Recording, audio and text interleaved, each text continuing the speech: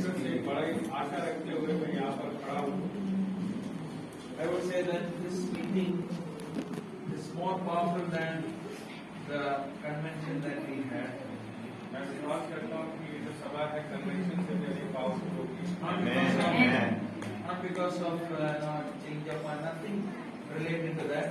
It is because the leaders all are here in this place. किसी बदलाव के कारण नहीं, लेकिन इसलिए कि सारे अगुवे यहाँ पर मौजूद हैं। Like we know from the parable of the sower, the seeds can go anywhere. It depends upon how you receive that seed. तो बीज बोने वाला दृष्टांत है, जैसा उसमें है कि बीज कहीं पे भी गिर सकता है। महत्वपूर्ण ये है कि आप उसे किस तरह से ग्रहण करते हैं। The convention ground, various kinds of people, various denominations, various spiritual journeys are there.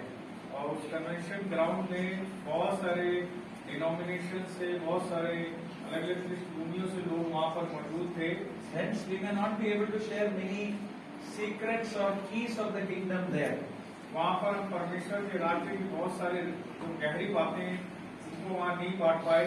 But I am sure that all of you are going through a wonderful journey, spiritual journey, and you have your spiritual father who leads you all. I am sure that your spirit is so like tender to receive what is from the Lord.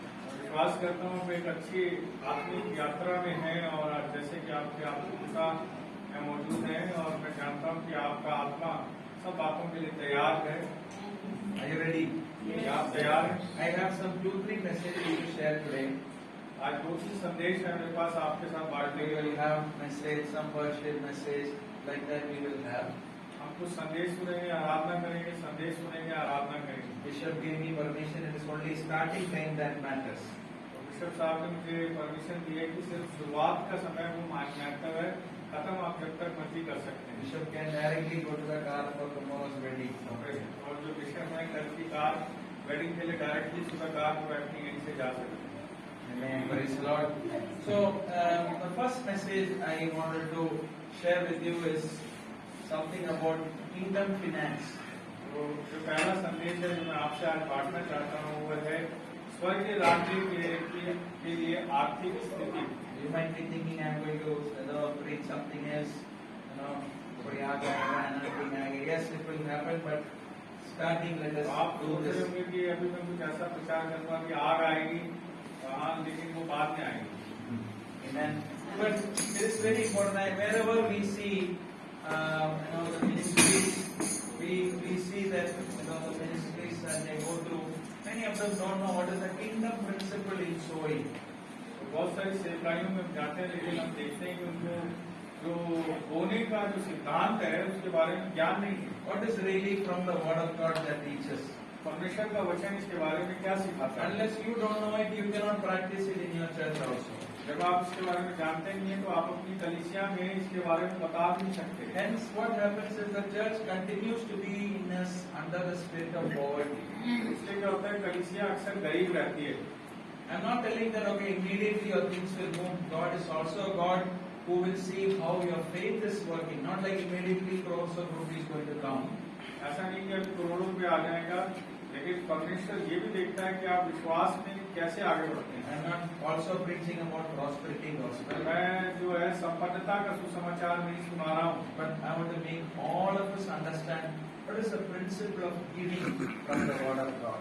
मैं वचन से आपको ये सिखाना चाहता हूँ देने का जो नियम है वो क्या है। I also did not know about it until some years back, where I was also being taught by my mentors. तो कुछ साल पहले तक मैं भी नहीं जानता था, जब तक मेरे जो आत्मिक अगुवे उन्होंने मुझे ये सिखाया नहीं। That Pastor Shekhar used to tell me they used to go for ministry in the slums of Mumbai. Pastor Shekhar बताते थे कि वो जो मुंबई की झुग्गी झोपड़ियां हैं वहाँ पर सुसमाचार के लिए जाया करते थे। Even they used to go and minister to the beggars of that place, beggars with leprosy and all. तो वहाँ पे जो कोढ़ के भिखारी होते थे वो उनके बीच में भी सेवकाई को किया करते थे। Suddenly you cannot tell them that okay, you stop working, then who will provide for them? आप उन्हें एकदम से नहीं कह सकते कि आप ये भीख मांगना बंद कर दो, जब आप भीख मांगना बंद कर दोगे तो कौन आपको आर्थिक सहायता देगा? Even farmers also might be coming to your service. You cannot like immediately say stop working. Then who will, they are all daily wage kind of workers. तो आप किसानों को भी कह सकते हैं कि ना काम करें, तो करिए, चिंता न करें, कई बार ऐसे आत्मा आ जाती है। Amen. Hallelujah. Praise God. Praise God. So he was encouraging them. Even the beggars who beg and bring the money, give the tithe of it to Jesus. तो जो भिखारी भीख मांगते थे तो शेखर कल्याणपुर जी उनको भी कहते थे तो भीख मांग के लाए उसका दशवां डालो। They encourage them to give to the Lord and to the to the kingdom of God. तो वो उनको कहते थे कि आप परमेश्वर के राज्य में जो भीख मांग के लाए हो ये भी वो और परमेश्वर के राज्य को। Now they see wonderful testimonies of those slums transforming into wonderful villages where many of the children are engineers, doctors. The God really prospered. तो अब वो जो झुग्गी झोपड़ियां थी, जो भिखारी थे, वो लोग अच्छे गांव में बदल गए और उनके जो बच्चे थे वो इंजीनियर, डॉक्टर, अच्छी पोजीशंस पर पहुंच गए। Amen. So let us go to this teaching. Maybe 20 minutes we'll take and we'll finish this. 20 minute हम लेंगे, उसके साथ हम खत्म करेंगे। If you want to make notes, you can. Our brother is taking recording. You can take it also. आप notes बनाना चाहते हैं बनाइए, हमारा भाई रिकॉर्डिंग ले रहा है तो बाद में आप उससे Let us take Deuteronomy chapter 8, verse 17 to 18. व्यवस्था विवरण उसका 8 अध्याय और उसका 17 से 18। 8, 17 to 18. व्यवस्था विवरण 8 उसका 17 से 18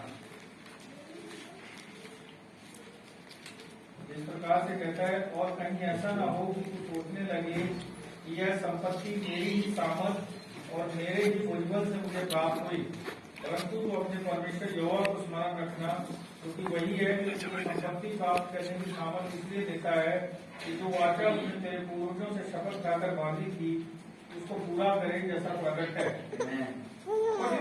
What do you mean from here? We need to understand that all the source of our income, the ultimate resource is from God. तो आप यहाँ से क्या समझे? हमारी जितनी भी धन संपत्ति है उसका जरिया जो है वो हम नहीं है, परमेश्वर है। Many a times it automatically comes because our flesh man is so active. We take it for granted when we have all the money and riches, or if all our needs are being met, we forget God. बहुत बार ऐसा होता है, हम शारीरिक मनुष्य हैं, जब हमारी सारी जरूरतें पूरी होती रहती हैं तो हमें लगता है हम परमेश्वर को भूल जाते हैं। So let us pray, Lord, you give me the ability to produce. हमें प्रार्थना करनी है कि परमेश्वर तूने मुझे क्षमता दी है धन संपत्ति इकट्ठी करने की। Let us all close our eyes and pray, Lord, you are my resource, you are my प्रार्थना provider. करें और कहें, परमेश्वर तू धन संपत्ति इकट्ठा करने का मेरा जरिया है। It is not my ability to do business and do great marketing. It is your ability that gives me to produce wealth. ये मेरी क्षमता नहीं है बिजनेस करने की, मार्केटिंग करने की, परमेश्वर ये तेरी ओर से आता है कि मैं धन संपत्ति को अर्जित कर सकूं। So let us start. There are 4 types of giving in the Bible. 4 तरह का देना बाइबल के अंदर दिया गया है। In that 3 are mostly given to God and 1 is to mankind. जिसमें 3 जो है वो परमेश्वर को देने के बारे में और 1 मनुष्य को देने के बारे में। To give something in your life, you need to be motivated. तो कुछ देने के लिए आपको जीवन में उत्साहित होना पड़ेगा। Now, without that motivation, you won't be feeling like, okay, why I should give. अपने अंदर उत्साह नहीं होगा देने का तो कभी भी आप दे नहीं पाएंगे। God does everything for a purpose. परमेश्वर जो कुछ करता है एक उद्देश्य के अंतर्गत करता है, But our motive should be correct. लेकिन हमारा उद्देश्य सही होना चाहिए। When you give, you should not become source to others.